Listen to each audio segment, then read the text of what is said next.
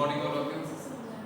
तो हमारा जो ग्रामर का टॉपिक जैसा कि हमने पहले भी पढ़ा था और कुछ प्रॉब्लम्स आने की वजह से रिकॉर्डिंग नहीं हो पाई थी लाइव क्लास की, तो उसका एक वीडियो जो है आपको अब दिया जा रहा है। तो इसको जो है वापस से आप इस वीडियो के थ्रू रिवाइज कर सकते हैं। और ये जो टॉपिक जैसे पहले भी मैंने आपको बताया था, रचना की दृष्टि से वाक्य भेद आपके सिलेबस में 4 मार्क्स का टॉपिक है, ये 4 मार्क्स का टॉपिक है। और इसको जो है हम इस वीडियो के थ्रू 2 पार्ट में हम इसको पढ़ेंगे। पहले पार्ट में हम वाक्य के जो तीनों भेद हैं, सरल वाक्य, संयुक्त वाक्य और मिश्र वाक्य, तीनों को हम पढ़ेंगे। और उसके बाद में दूसरे पार्ट में जो है हम इनको परिवर्तित करना सीखेंगे, यानी कि सरल से संयुक्त, संयुक्त में, संयुक्त से सरल में और संयुक्त से मिश्र में, या फिर मिश्र से सरल या संयुक्त वाक्य में परिवर्तित कैसे करते हैं, वो हम पार्ट 2 में देखेंगे। तो ये हम पार्ट 1 में पहले हम इन वाक्यों के तीनों जो वाक्य हैं, इन तीनों वाक्यों के जो भेद हैं उनके बारे में अध्ययन करेंगे, यानी कि वाक्यों को पहचानना कि सरल वाक्य क्या होता है, संयुक्त वाक्य क्या होता है और मिश्र वाक्य क्या होता है। इससे रिलेटेड जो है प्रश्न आता है वहाँ पे, तो कम से कम 1 या 2 मार्क्स का जो है इसी तरह का प्रश्न आएगा आपके एग्जाम में कि निम्नलिखित वाक्यों में से रचना के आधार पर वाक्य का भेद बताइए। तो वहाँ पे आपके पास में जो है 2 वाक्य दे सकता है या फिर वो 1 वाक्य दे करके भी पूछ सकता है। तो उसमें आपको सरल वाक्य या संयुक्त वाक्य या फिर मिश्र वाक्य, उनमें से जो भी वो वाक्य है वो आपको आंसर लिखना होगा और 1 मार्क्स का जो इस तरह से आपका एक क्वेश्चन आ सकता है। तो हम देखते हैं यहाँ पे कि रचना की दृष्टि से वाक्य के 3 भेद होते हैं, सरल वाक्य और संयुक्त वाक्य और मिश्रित या फिर मिश्र वाक्य जिसको हम बोलते हैं। सबसे पहले हम जो है वाक्य की परिभाषा के बारे में जानेंगे कि वाक्य की परिभाषा क्या होती है या फिर वाक्य किसे कहते हैं। देखिए यहाँ पे 2 या 2 से अधिक शब्दों के सार्थक समूह को वाक्य कहते हैं, यानी कि 2 या उससे ज़्यादा अगर शब्द हैं और उन शब्दों का एक समूह, यानी कि उन शब्दों को जो है एक सही जगह पे रख करके और एक वाक्य जो है बनाया जाता है और उस वाक्य का कोई ना कोई एक अर्थ निकलता है। सार्थक का मतलब होता है एक सही अर्थ देने वाला वाक्य, तो उसी को हम वाक्य बोलेंगे। यानी कहने का मतलब ये है कि कोई भी शब्द है, अगर हम उनको कहीं पे भी उल्टे पुल्टे अगर हम कहीं पे भी रख देंगे तो उसे हम वाक्य नहीं कहेंगे। उन शब्दों को जो है अपने प्रॉपर प्लेस पे या फिर जो है सही जगह पे जो है रखेंगे, तभी जो है वो वाक्य बन पाएगा। तो जैसे यहाँ पे एक उदाहरण भी दिया हुआ है कि उदाहरण के लिए मोहन पुस्तक पढ़ता है, यह एक वाक्य है और इस वाक्य को पढ़ने से हमें जो है इसका अर्थ जो है पता चल रहा है कि मोहन नाम का जो है एक लड़का है और वो जो है पुस्तक पढ़ता है, ठीक है। लेकिन अगर हम इन्हीं शब्दों को जो है अगर हम एक दूसरे से रिप्लेस कर दें तो वो वाक्य तो बन जाएगा लेकिन सही वाक्य नहीं होगा। यानी कि कहने का मतलब ये है कि जो वाक्य की जो एक फ्रेमिंग होती है, सही वाक्य को हम जो है किस तरह से फ्रेम करते हैं, किस तरह से बनाते हैं, तो वो वाक्य जो है सही नहीं होगा, यानी उसका जो अर्थ है वो प्रॉपर नहीं निकलेगा। कई बार होता है कि हम कोई वाक्य लिखते हैं और उसी वाक्य के जो है अगर हम 2 तरह से उसको बोलते हैं तो दोनों तरह से उसके डिफरेंट अलग अर्थ निकलते हैं। जैसे कि मैं आपको एक एग्जाम्पल बताता हूँ कि रोको मत जाने दो, ठीक है। अब मैंने इसी सेंटेंस को बोला रोको मत जाने दो, यानी कि उसे रोको मत जाने दो, ठीक है। अब मैं इसी को बोलता हूँ रोको मत जाने दो, यानी कि उसे रोक लो मत जाने दो। तो इस तरह से जो है वहाँ पे वाक्य की जो फ्रेमिंग है, यानी कि केवल एक जो है अर्धविराम लगने के कारण ही जो है उस वाक्य का जो मीनिंग है वो चेंज हो जाता है। तो इसी तरह से जो है कोई भी जो शब्द है अगर हम उसको प्रॉपर तरीके से रखेंगे नहीं, कोई भी जो एक तरह से साइन जो होता है हमारी हिंदी में जो चिन्ह चलते हैं, विराम चिन्ह चलते हैं, अगर हम उनको सही तरीके से रखेंगे नहीं तो उसका अर्थ जो है डिफरेंट हो सकता है। तो इसीलिए मैंने कहा है कि वाक्यों में शब्दों का जो है उनका सही जगह पे होना बहुत ही जरूरी है। और यहाँ पे भी मोहन पुस्तक पढ़ता है, तो ये जो वाक्य है इनमें सभी जो शब्द हैं मोहन पुस्तक पढ़ता है, तीनों जो शब्द हैं यहाँ पे सही जगह पे रखे हुए हैं, इसीलिए ये जो वाक्य एकदम सही वाक्य बना है। तो इस तरह से कोई भी एक वाक्य हो उसका पूर्ण अर्थ निकलना चाहिए, सही अर्थ निकलना चाहिए, तभी वो वाक्य कहलाता है। तो यहाँ पे हम पहले भी 9th क्लास में 8th क्लास में हम पढ़ चुके हैं कि 2 या 2 से अधिक शब्दों के सार्थक समूह को हम वाक्य कहते हैं। तो यहाँ पे भी वही परिभाषा है, सेम ये वाक्य की परिभाषा हुई। उसके बाद में हम चलते हैं यहाँ पे रचना की दृष्टि से जो वाक्य भेद हैं उनमें सरल वाक्य क्या होता है, संयुक्त वाक्य क्या होता है और मिश्रित वाक्य क्या होता है। तो तीनों को जो है हम 1 by 1 जानेंगे। तो पहले हम चलते हैं यहाँ पे सरल वाक्य में। देखिए जिन वाक्यों में एक ही क्रिया होती है और एक कर्ता होता है वे साधारण वाक्य या फिर सरल वाक्य कहलाते हैं। मैंने आपको जब क्लास ली थी लाइव क्लास, तब मैंने वहाँ पे आपको जो हमारा जो व्हाइट बोर्ड होता है उसमें मैंने समझाया था और उसमें मैंने आपको बताया था कि वाक्य में क्रिया होती है, लेकिन क्रिया एक होनी चाहिए, और एक क्रिया का मतलब है कि मेन वर्ब यानी मुख्य जो क्रिया है वो एक होनी चाहिए। ठीक है, तो यहाँ पे भी आप ध्यान रखेंगे कि सरल वाक्य में जो क्रिया है, सबसे इम्पोर्टेंट जो बात याद रखने वाली है वो यही है कि सरल वाक्य में जो क्रिया होती है वो एक होती है, यानी कि मुख्य जो क्रिया होती है वो एक होती है, उसकी हेल्पिंग वर्ब यानी कि सहायक क्रिया हो सकती है। ठीक है, दूसरी चीज है कि जो सरल वाक्य होता है उसके अंदर एक ही उद्देश्य होता है। बहुत सारी बुक्स में जो है दिया हुआ होता है कि उसमें एक ही उद्देश्य होता है। ठीक है, लेकिन फिर भी जो है मैं इस बात से थोड़ा सा सहमत नहीं हूँ, क्योंकि उद्देश्य का मतलब यहाँ पे जो है जो भी बुक्स हैं उनमें सभी में बोला गया है कर्ता, और कर्ता जो है एक, दो या तीन कितने भी हो सकते हैं। तो सरल वाक्य में भी कर्ता जो है वो एक, दो या तीन हो सकते हैं, लेकिन बहुत सारी बुक्स में दिया हुआ है कि उद्देश्य एक ही होता है, उद्देश्य एक ही होता है, क्रिया भी एक ही होती है। ठीक है, क्रिया एक ही होते हैं ये मैं मान सकता हूँ, लेकिन उद्देश्य जो है एक नहीं होता, वहाँ पे दो उद्देश्य भी हो सकते हैं। उद्देश्य का मतलब कर्ता जो है वहाँ पे दो भी हो सकते हैं, तीन भी हो सकते हैं, यानी उस काम को करने वाले दो या तीन पर्सन भी हो सकते हैं। ठीक है, तो जैसे मैं एक एग्जांपल आपको बोलता हूँ कि अभी हमने पढ़ा था कि राम पुस्तक पढ़ता है या मोहन पुस्तक पढ़ता है, तो वहाँ पे मोहन पुस्तक पढ़ता है, वहाँ पे काम को करने वाला अकेला व्यक्ति है, लेकिन वहाँ पे मोहन के साथ साथ अगर मैं सोहन, मुकेश, अगर इनको भी मैं उस वाक्य में जोड़ दूँ तो वहाँ पे वो तीन या चार जो है व्यक्ति होते हैं उस कार्य को करने वाले। तो इस तरह से जो है उद्देश्य वहाँ पे दो या उससे ज़्यादा या फिर एक या उससे ज़्यादा भी हो सकते हैं, लेकिन ध्यान रखने वाली बात यही है कि मुख्य क्रिया उसमें एक होनी चाहिए और वाक्य जो है वो स्वतंत्र होना चाहिए। तो यहाँ पे देखिए उद्देश्य और विधेय ये दोनों चीज़ें भी हमारे लिए जानना जरूरी है। कभी कभी इसी से रिलेटेड जो है वहाँ पे प्रश्न पूछ लेता है, क्योंकि ये भी हमारे वाक्य का ही एक पार्ट है, वाक्य का ही एक भाग है, और इसीलिए उद्देश्य और विधेय के बारे में जानना भी हमारे लिए आवश्यक है। जैसे यहाँ पे बोला है दूसरे शब्दों में जिन वाक्यों में केवल एक ही उद्देश्य और एक ही विधेय होता है उन्हें साधारण वाक्य या फिर सरल वाक्य कहते हैं। जैसे यहाँ पे उद्देश्य दिया हुआ है, यहाँ पे जो दो सेंटेंस दिए हुए हैं सरल वाक्य के, बिजली चमकती है और पानी बरसा। ठीक है, दोनों ही वाक्यों में जो है जो मुख्य क्रिया है चमकना वो है, और बरसना यहाँ पे जो है एक एक क्रिया है। ठीक है, और इसी कारण से ये सरल वाक्य है। ठीक है, उद्देश्य की अगर हम बात करें तो यहाँ पे बिजली और पानी जो है इन दोनों को उद्देश्य मान सकते हैं। और इसी तरह से जो है यहाँ पे देखिए एक एक उद्देश्य अर्थात एक कर्ता और एक विधेय अर्थात क्रिया है। ठीक है, विधेय का मतलब यहाँ पे उन्होंने क्रिया से लिया है और यही साधारण वाक्य माना है। तो एक एक उद्देश्य इन वाक्यों में देखिए उद्देश्य मतलब बिजली, ठीक है, और यहाँ पे उद्देश्य का मतलब पानी, और विधेय का मतलब होता है चमकती है, और यहाँ पे विधेय जो है वो है वर्षा। यानी कहने का मतलब है उद्देश्य के अलावा जो पार्ट बचता है उसे हम विधेय कहते हैं। तो यहाँ पे बिजली ये आपका उद्देश्य है और चमकती ये आपका विधेय है, पानी जो है ये आपका उद्देश्य है और वर्षा ये आपका जो है विधेय है। तो इस तरह से जो है एक जो उद्देश्य होता है उसके अलावा जो पार्ट बचता है वो है वहाँ पे आपका विधेय, और उसी विधेय के अंदर हमें जो क्रिया है मुख्य क्रिया है वो हमें वहाँ पे मिलेगी, और वो जो मुख्य क्रिया होती है वो एक होती है। ठीक है, इसके बाद में जो है अब हम चलते हैं दूसरा जो हमारा वाक्य का भेद है वो है संयुक्त वाक्य।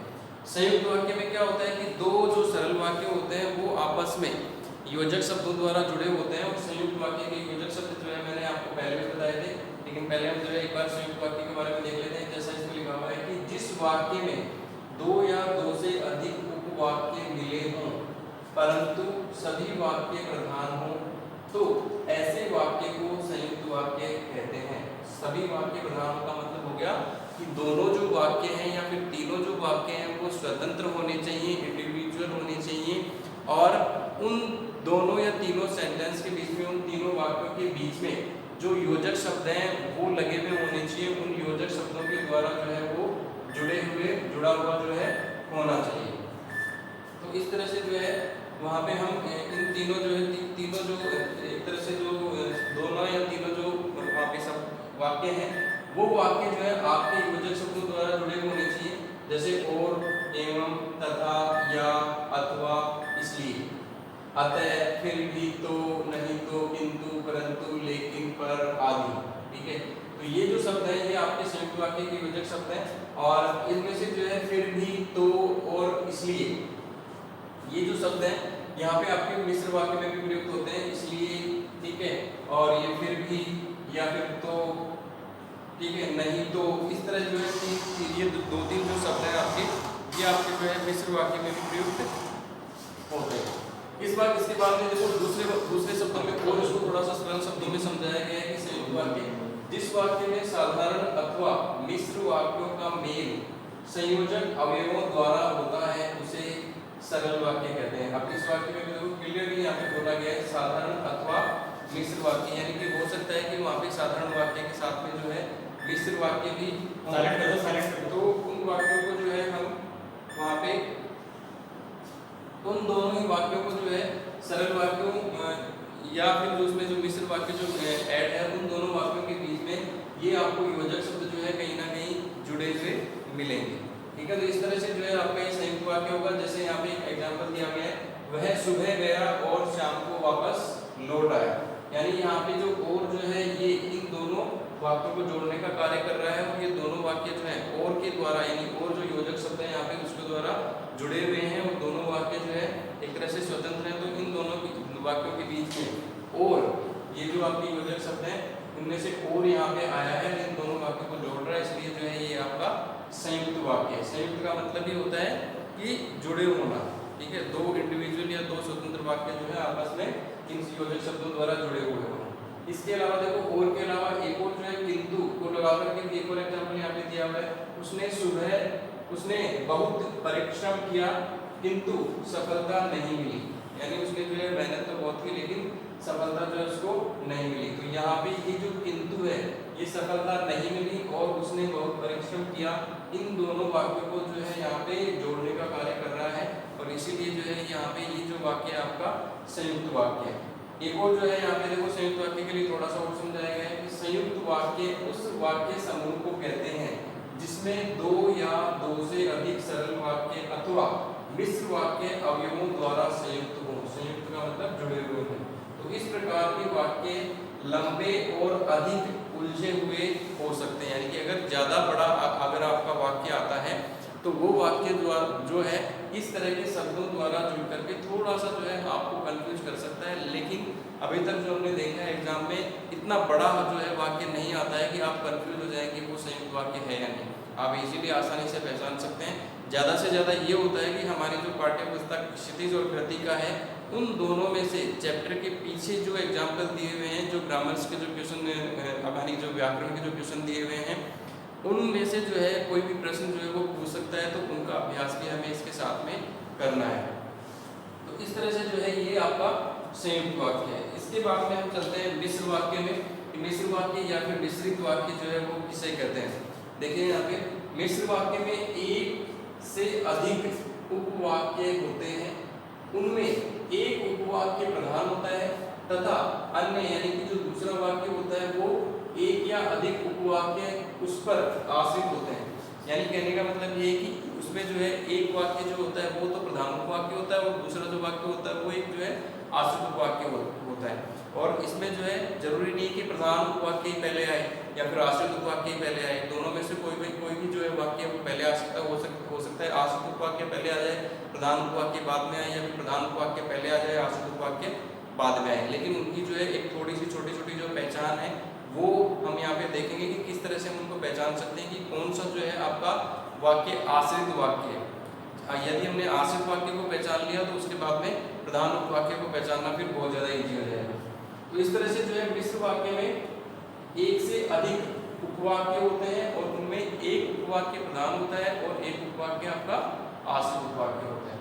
ठीक है, और ये भी जो है कुछ योजक शब्दों द्वारा जुड़े होते हैं।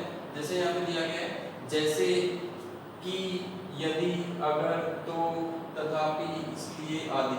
अब यहाँ पे देखिए कि तो ये आपने संयुक्त वाक्य में भी देखा था, इसलिए ये आपने संयुक्त वाक्य में भी देखा था। तो इस तरह से जो है ये दोनों जो शब्द हैं आपके मिश्र वाक्य में भी आते हैं और संयुक्त वाक्य में भी आते हैं। ठीक है, लेकिन थोड़ा सा डिफरेंस ये होता है कि जब वो संयुक्त वाक्य में आते हैं तो वहाँ पे एक तरह से दो इंडिविजुअल स्वतंत्र वाक्यों के बीच में आते हैं, लेकिन मिश्र वाक्य में जब आते हैं तो वो जो वाक्य होते हैं वो उनमें से एक आश्रित उपवाक्य होता है और एक प्रधान उपवाक्य होता है। तो इस तरह से मिश्रित वाक्य में जो है थोड़ा सा जो है अंतर होता है, इनको जो प्रयोग करते हैं और संयुक्त वाक्य में भी थोड़ा सा जो है अंतर होता है। अब यहाँ पे देखेंगे कुछ एग्जाम्पल, जैसे शिक्षक ने बताया कि कल स्कूल में छुट्टी होगी। अब यहाँ पे ये जो की है, ठीक है, हमने जो योजक शब्द देखे हैं उनमें से देखिए ये जो की लिखा हुआ है यहाँ पे, ये इसी की कल स्कूल में छुट्टी होगी। तो इस तरह से यहाँ पे ये जो की है ये आपका मिश्र वाक्य का योजक शब्द है, और ये जो योजक शब्द है इन दोनों वाक्यों के बीच में आया है। और शिक्षक ने बताया यानी कि क्या बताया, जैसे हम इसको पढ़ेंगे शिक्षक ने बताया तो क्या बताया, एक जो है उत्सुकता हमारे मन के अंदर होती है, और उसी के कारण से ये जो सेंटेंस है जब हम इसको पढ़ते हैं शिक्षक ने बताया तो हमें अधूरा लगता है। और फिर उसके बाद में जब आगे पढ़ते हैं कि कल स्कूल में छुट्टी होगी, तो जब हम इसको पढ़ते हैं तभी जो है हमें एक तरह से पूरा जो अर्थ समझ में आता है कि शिक्षक ने क्या बताया। और ये जो है की के द्वारा जुड़ा हुआ है। इस तरह के जो सेंटेंस होते हैं स्टेटमेंट वाले सेंटेंस होते हैं, जैसे गांधी जी ने कहा, सुभाष चंद्र बोस ने कहा, अध्यापक ने कहा, पिताजी ने कहा, तो उनके साथ में हम की लगाते हैं और उसके बाद में जो है आगे का सेंटेंस हम लिखते हैं। तो इस तरह के जो सेंटेंस होते हैं की ये आपके होते हैं संज्ञा आश्रित उपवाक्य। ठीक है, हम वो उपवाक्य में भी पढ़ेंगे, यहाँ पे भी मैंने बता दिया आपको।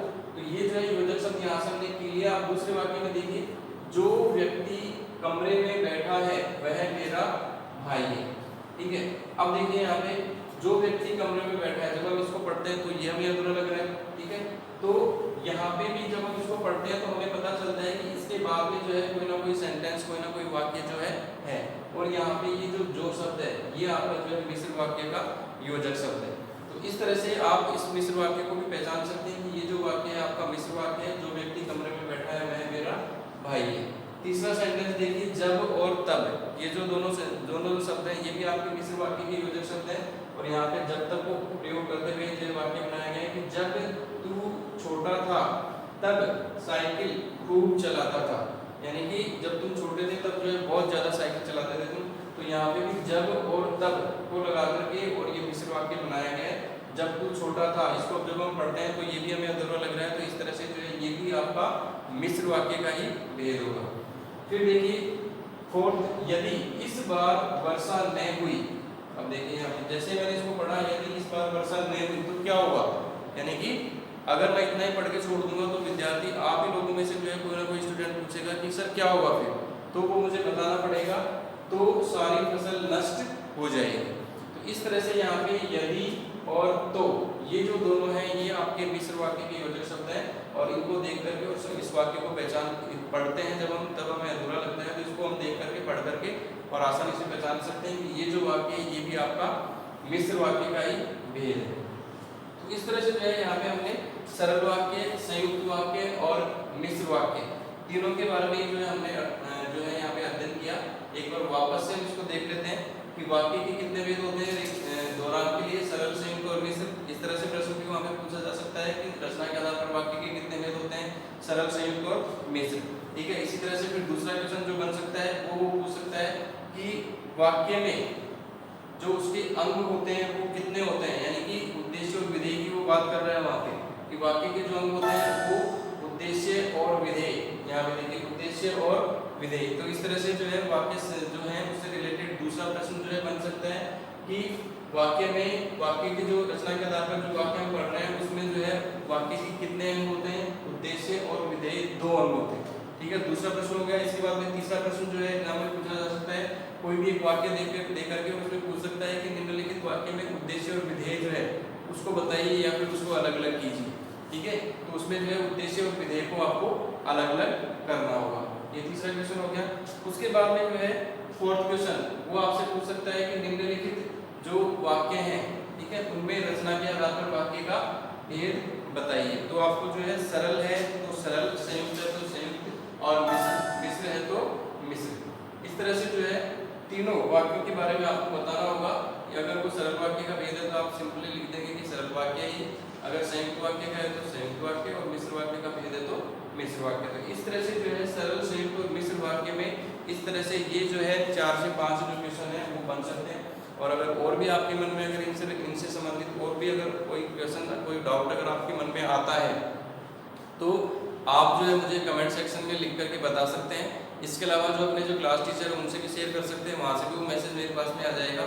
या फिर जब भी हमारी जो है क्लासेस लगेगी तब जो है तब जो है हम उसके बारे में वापस से एक बार जो है दोहरान कर सकते हैं।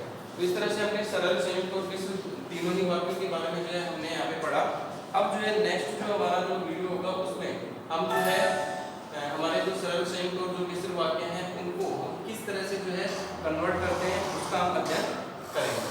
ठीक है, अब जो है यहाँ पे हम बता दूं कि ये तो हो गया हमारा सरल संयुक्त और मिश्र वाक्य को पहचानने का एक जो है तरीका जो होता है वो। ठीक है, उद्देश्य और विधेय जो होते हैं उसको पहचानने का एक तरीका जो है वो। इसके बाद में हम जो है एक और क्वेश्चन यहाँ पे आ सकता है कि मिश्र वाक्य जो होता है उसमें मिश्र वाक्य के भी जो है वहाँ पे प्रधान जो एक तरह से जो उपवाक्य होते हैं उन उपवाक्य के भी भेद होते हैं। एक होता है आश्रित उपवाक्य और एक प्रधान उपवाक्य। तो आश्रित जो उपवाक्य होता है उसके तीन भेद यहाँ पे जो है दिए गए हैं।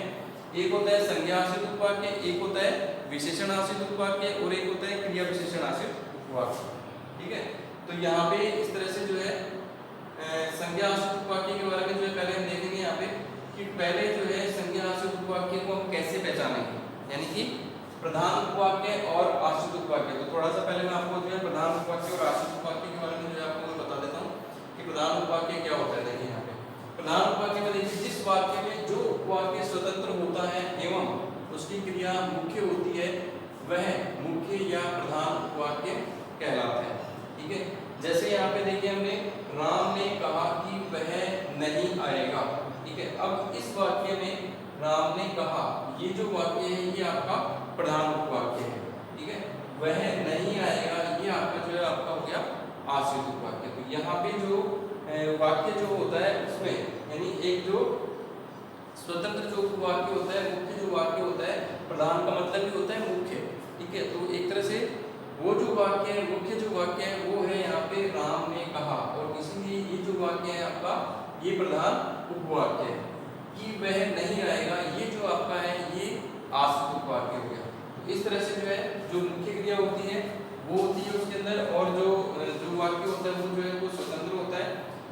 तो वहाँ पे वो जो वाक्य है आपका प्रधान उपवाक्य होता है। वापस से देखिए जिस वाक्य में जो उपवाक्य स्वतंत्र होता है एवं उसकी क्रिया मुख्य होती है वह मुख्य या प्रधान उपवाक्य कहलाता है। ठीक है, जैसे आप ये भी देख सकते हैं कि यहाँ पे जो आपका जो योजक शब्द है कि उससे पहले राम ने कहा ये जो है एक स्टेटमेंट है और वह नहीं आएगा ये उसने जो है स्टेटमेंट जो दिया है कथन जो है उसका ये है। तो ये राम ने कहा ये आपका प्रधान उपवाक्य है और इस ई के बाद में जो है यानी जो ई के बाद जो सेंटेंस है वो वह नहीं आएगा है और ये आपका हो जाएगा आश्रित उपवाक्य।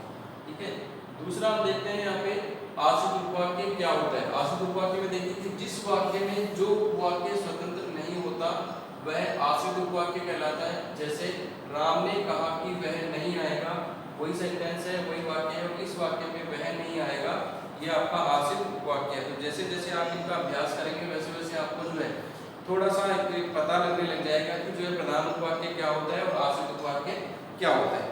ठीक है, इसके बाद में हम चलते हैं कि प्रधान और आश्रित उपवाक्य में से आश्रित उपवाक्य के जो भेद जो है वो पूछ लेता है कई बार कि आश्रित उपवाक्य के जो कितने भेद होते हैं। तो आश्रित उपवाक्य के जो है तीन भेद है हमारे सिलेबस में, संज्ञा आश्रित उपवाक्य, विशेषण आश्रित उपवाक्य और क्रिया विशेषण आश्रित उपवाक्य। तो यहाँ पे सबसे पहले जो है हम लेंगे आपका संज्ञा आश्रित उपवाक्य। देखिए यहाँ पे जो उपवाक्य प्रधान वाक्य की किसी संज्ञा या संज्ञा पदबंध के बदले में प्रयुक्त हुआ हो उसे संज्ञा उपवाक्य कहते हैं। ठीक है, यानी कि कहने का मतलब ये है कि अगर आप इसे एक बार बोल भी जाएं तो सिंपली जो है ये जो यहाँ पे एग्जाम्पल जो है दिया हुआ है इस एग्जाम्पल के थ्रू भी जो है आप पहचान सकते हैं कि संज्ञा उपवाक्य क्या होता है। देखिए यहाँ ये जो वाक्य दिया हुआ है इसमें लिखा हुआ है रहीम बोला कि मैं कर्नाटक जा रहा हूँ। ठीक है, अब यहाँ मैं कर्नाटक जा रहा हूँ उपवाक्य प्रधान उपवाक्य रहीम बोला के कर्म के रूप में प्रयुक्त हो रहा है। यानी कि ये जो रहीम बोला, ठीक है, ये आपका प्रधान उपवाक्य है और मैं कर्नाटक जा रहा हूँ ये आपका जो है आश्रित उपवाक्य है। और इसमें जो है एक और इसमें पहचान का तरीका दिया हुआ है कि संज्ञा उपवाक्य से पहले प्राय की का प्रयोग होता है। तो इस वाक्य में देखिए कि की का प्रयोग जो है किस वाक्य से पहले हो रहा है। यहाँ पे देखिए मैं कर्नाटक जा रहा हूँ, इससे पहले यहाँ पे की जो शब्द है ये जो की जो है इसका प्रयोग यहाँ पे किया जा रहा है। इसीलिए ये जो वाक्य है मैं कर्नाटक जा रहा हूँ ये आपका जो है संज्ञा आश्रित उपवाक्य है। पे रहीम के बदले में देखो मैं का प्रयोग किया गया है, ठीक है। तो रहीम ने कहा, तो हम ऐसे तो बोलेंगे नहीं रहीम ने कहा कि रहीम कर्नाटक जा रहा है, ऐसे नहीं बोलते। हम यही बोलते हैं कि रहीम ने बोला कि वह कर्नाटक जा रहा है, या फिर वह कर्नाटक नहीं जा रहा है, जो भी उसका स्टेटमेंट है उसके अकॉर्डिंग हम उसको बोलते हैं। तो इसी तरह से जो संज्ञा शब्द है उसको वापस से प्रयोग नहीं करते हैं, एक बार प्रयोग करने के बाद में उसके स्थान पे जो है जो भी स्टेटमेंट देने वाला है उसके लिए हम जो एक उपयुक्त जो शब्द होता है उसका हम वहाँ पे प्रयोग करते हैं। इस तरह से यहाँ पे रहीम बोला कि, तो की के बाद वाला जो स्टेटमेंट होता है वो आपका होगा संज्ञा आश्रित उपवाक्य। सिंपल सा है ये, आपको पहचान लेना है कि अगर की आ रहा है और की के बाद में कोई स्टेटमेंट यानी कोई कथन आ रहा है तो वहाँ पे वो आपका जो वाक्य होगा वो आपका होगा संज्ञा आश्रित उपवाक्य, ठीक है। दूसरा है आपका विशेषण आश्रित उपवाक्य। देखिए यहाँ जो उपवाक्य प्रधान उपवाक्य की किसी संज्ञा या सर्वनाम शब्द की विशेषता बताता है उसे विशेषण उपवाक्य कहते हैं। यानी कि संज्ञा या सर्वनाम की जो विशेषता बताता है उसे जो है हम विशेषण आश्रित उपवाक्य कहते हैं। और ये जो वाक्य हैं ये जनरली जो स्टार्ट होते हैं वो होते हैं जो जिसे जिसको जिनको जिन्होंने जिनमें जिन्हें हालांकि, ठीक है, ये हालांकि लिखा हुआ है यहाँ पे तो हालांकि आएगा, योजकों से आरंभ होते हैं। यानी ये जो योजक शब्द हैं इनसे वो आरंभ होते हैं। यानी कि कहने का मतलब है अगर ये शब्द कहीं ना कहीं आ रहे हैं और इसके बाद वाला जो भी सेंटेंस जो भी वाक्य आ रहा है वो आपका होगा विशेषण आश्रित उपवाक्य। इस परिभाषा को आप एक बार भूल भी जाएंगे तो इन योजक शब्दों से भी आप इसको पहचान सकते हैं कि इनके बाद में आने वाला जो भी वाक्य होगा वो आपका होगा विशेषण आश्रित उपवाक्य। अब हम जो है यहाँ पे एग्जांपल देते हैं। देखिए जैसे आपकी वह किताब कहाँ है जो आप कल लाए थे, ठीक है। तो यहाँ पे आए थे की जगह लाए थे आएगा, तो जो आप कल लाए थे। तो अब देखिए यहाँ पे ये जो आपने योजक शब्द देखे इनमें से योजक शब्द देखिए जो ये आ रहा है और ये यहाँ पे आ रहा है और इसके बाद वाला जो वाक्य है वो है आप कल लाए थे। तो इस तरह से ये जो सेंटेंस है ये आपका हो गया विशेषण आश्रित उपवाक्य, ठीक है। और प्रधान उपवाक्य क्या हो गया, आपकी वह किताब कहाँ है। यानी कहने का मतलब ये है कि अगर आप आश्रित उपवाक्य को पहचान लेंगे तो प्रधान उपवाक्य इजीली जो है आप पहचान पाएंगे, बचा हुआ जो वाक्य होगा वो आपका प्रधान उपवाक्य होगा। दूसरा देखिए मैंने आपको बोला था कि जो आश्रित उपवाक्य वो आपका पहले भी आ सकता है बाद में भी आ सकता है। तो यहाँ पे वही एग्जांपल है, यहाँ पे देखिए आश्रित उपवाक्य यहाँ पे बाद में आया, ठीक है। अब दूसरे जो वाक्य है उसमें हम देखेंगे कि ये जो आश्रित उपवाक्य है आपका पहले आ गया है। देखिए यहाँ पे जो पैसे मुझे मिले थे वह खर्च हो गए, ठीक है। तो यहाँ पे भी देखिए जो लगा हुआ है और जो पैसे मुझे मिले थे, ये जो वाक्य है ये आपका विशेषण आश्रित उपवाक्य है और ये जो आपका है ये आपका प्रधान उपवाक्य है। तीसरा सेंटेंस देखेंगे जिसको किताब चाहिए थी वह घर गया, यानी कि जिसको किताब चाहिए थी वो तो घर चला गया। तो यहाँ पे जिसको से प्रारंभ हो रहा है सेंटेंस वाक्य जो है और जिसको के बाद में किताब चाहिए थी, ये जो वाक्य है ये आपका विशेषण आश्रित उपवाक्य होगा। तो इस तरह से इन शब्दों को देख करके भी आप जो है पहचान सकते हैं कि इनके बाद वाला जो भी वाक्य होगा वो आपका होगा विशेषण आश्रित उपवाक्य। अब हम देखते हैं कि इन वाक्यों में देखिए जैसे हमने देखा जो जिसको जिसे इससे आरंभ होने वाले जो सेंटेंस थे, ठीक है, वो आपके उपवाक्य यानी कि अर्थात जो पैसे मुझे मिले थे ये आपका जो है विशेषण आश्रित उपवाक्य होगा। जिसको किताब चाहिए थी वो आपका जो है विशेषण आश्रित उपवाक्य होगा और जिसे तुम लाए हो ये, ठीक है, ये भी आपका जो है आप विशेषण आश्रित उपवाक्य होगा क्योंकि यहाँ पे देखिए जिसे तुम जिसे लाए हो, तो इस तरह से जो है जिससे शब्द का प्रयोग हुआ है तो यहाँ पे भी जो है विशेषण आश्रित उपवाक्य हो गए। इसके बाद में देखते हैं क्रिया विशेषण आश्रित उपवाक्य, यानी कि तीसरा जो भेद है आपका वाक्य का आश्रित उपवाक्य का वो है तीसरा क्रिया विशेषण आश्रित उपवाक्य। अब इसमें देखिए कौन सा होता है, जो उपवाक्य प्रधान उपवाक्य की क्रिया की कोई विशेषता बताता है, ठीक है। यानी प्रधान उपवाक्य की जो क्रिया है अगर उसकी विशेषता बताने वाला कोई वाक्य आ रहा है तो वो आपका होगा क्रिया विशेषण आश्रित उपवाक्य, ठीक है। और इसमें जो है कुछ योजक शब्द होते हैं उसके द्वारा ये जुड़ा हुआ होता है। जैसे यहाँ पे देखिए यदि, जब, जिस तरह, जिधर, जहाँ, जैसे, जिस जगह, जितना आदि योजकों से जो है ये जुड़ा हुआ होता है, आदि के द्वारा ये जुड़ा हुआ होता है। और यहाँ पे भी देखिए ये लिखा हुआ है जब पानी बरस रहा था तब मैं घर के भीतर था। तो यहाँ पे जब से ही स्टार्ट हो रहा है, ठीक है, और जब के बाद वाला जो वाक्य होगा ये आपका होगा विशेषण आश्रित वाक्य। इसी तरह से दूसरा जो वाक्य है, उधर आगे रास्ता बंद है जिधर तुम जा रहे हो, ठीक है, या फिर हम इसको ऐसे बोल सकते हैं, जिधर तुम जा रहे हो उधर रास्ता बंद है। तो जिधर के बाद वाला जो आपका वाक्य है ये आपका हो जाएगा विशेषण आश्रित उपवाक्य। फिर है वह उसी प्रकार खेलता है जैसा उसके कोच सिखाते हैं, ठीक है, तो यहाँ पे देखिए जैसा उसके कोच सिखाते हैं, ये जो वाक्य है ये आपका हो जाएगा विशेषण आश्रित उपवाक्य। तो यानी कहने का मतलब ये है, अगर हम इन परिभाषाओं को एक बार ना भी देखें ना भी समझें तो हम इन योजक शब्दों के द्वारा भी हम इनको पहचान सकते हैं कि इनके बाद वाले जो वाक्य होंगे वो आपके होंगे क्रिया विशेषण आश्रित उपवाक्य। तो इस तरह से जो है एग्जाम में जो है जो मैंने 5 प्रश्न आपको बताए थे सरल, संयुक्त और मिश्र वाक्य से रिलेटेड, उसी प्रकार जो है क्वेश्चन नंबर जो 6 है आपका वो इस तरह से ही पूछा जा सकता है कि कोई भी वाक्य आपको दिया हुआ होगा और उस वाक्य में जो है वो आपको या तो ये बोल देगा कि इस वाक्य में जो है संज्ञा आश्रित उपवाक्य कौन सा है, विशेषण आश्रित कौन सा है, या फिर क्रिया विशेषण आश्रित उपवाक्य कौन सा है। तो वहाँ पे जो है आपको पहचानना होगा कि उस वाक्य में संज्ञा आश्रित कौन सा है, या फिर क्रिया विशेषण आश्रित कौन सा है, या फिर विशेषण आश्रित कौन सा है, ठीक है। दूसरा जो 7th नंबर का जो क्वेश्चन है वो इस तरह से बन सकता है कि वहाँ पे वो वाक्य दिया हुआ होगा, ठीक है, और वाक्य दिया हुआ होने के बाद जो है वहाँ पे वो आपसे पूछेगा कि निम्नलिखित वाक्य में आश्रित उपवाक्य का भेद बताइए, ठीक है। अब आपको उसमें दोनों काम करने हैं, आश्रित उपवाक्य को पहचानना भी है और फिर उसका भेद भी बताना है, ठीक है। यानी कि पहला जो क्वेश्चन था उसमें तो केवल आपको जो है आश्रित उपवाक्य को ही बताना था कि आश्रित उपवाक्य कौन सा है, तो आप आश्रित उपवाक्य लिख देंगे वहाँ पे। लेकिन इसके अलावा जो नेक्स्ट जो क्वेश्चन बनता है उसमें आपको आश्रित उपवाक्य को पहचानना भी है और उसका भेद भी बताना है। तो इस तरह का क्वेश्चन भी यहाँ पे आ सकता है। तो सारे जो पॉसिबल क्वेश्चन जो बन सकते हैं उन सभी को हम लेकर के यहाँ पे चल रहे हैं। तो इस तरह से जो है आपका आश्रित उपवाक्य में संज्ञा आश्रित उपवाक्य, विशेषण आश्रित उपवाक्य और क्रिया विशेषण आश्रित उपवाक्य, यानी कि संज्ञा आश्रित उपवाक्य पहला आपका, दूसरा विशेषण आश्रित उपवाक्य और तीसरा आपका जो है क्रिया विशेषण आश्रित उपवाक्य। तीनों ही जो है वाक्य हैं, इन तीनों ही आश्रित जो वाक्य हैं इनको हमें अच्छी तरह से समझना है और कोशिश करनी है हमें कि ये जो योजक शब्द हैं इन योजक शब्दों के द्वारा ही हम इनको समझने की कोशिश करें और ज़्यादा से ज़्यादा एग्जाम्पल जो है हम जो है हल करें, ताकि हमें जो है इनको पहचानने में और इन प्रश्नों को जो है हल करने में आसानी हो और कहीं पे भी जो है हमारा जो मार्क्स है वो हम एक तरह से गंवाने का, ठीक है, कोई भी संभावना जो है वहाँ पे ना हो।